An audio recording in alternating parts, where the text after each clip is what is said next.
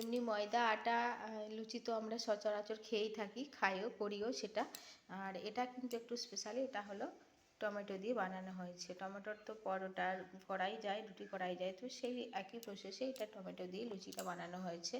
বেশ ভালো লাগে কিন্তু, উপোসের মুখে মুখরোচক, বেশ টকটক ভালো লাগে। এতে একটু হালকা কালো জিরেও যেহেতু দেওয়া আছে, আর লবণ তো আছেই, তো এই নিয়ে একটা বেশ জমজমাট। তো এটাই ছিল আজকে সকালে টিফিনের জন্য, আলুর চচ্চড়ি, আর এখানে একটু মিষ্টি, আর এখানে আছে লুচি। এটা একটু স্পেশালি বলে টমেটোমের লুচি, টমেটো দিয়ে বানানো আছে। আর গতকাল যেহেতু চতুর্দশী ব্রত ছিল, আজকে চতুর্দশী সকালে কেটে গেল। এবারে বাড়িতে পুজো টুজো করে, এখানে মায়ের মন্দিরে পুজো দিয়ে তারপরে আমাদের উপোস ভঙ্গ করতে হয়। তো সে কাজগুলো মোটামুটি কমপ্লিট হয়ে গেছে। আর এখন এবারে নাস্তা করার সময়, মানে ঠাকুরের প্রসাদও বলতে পারো।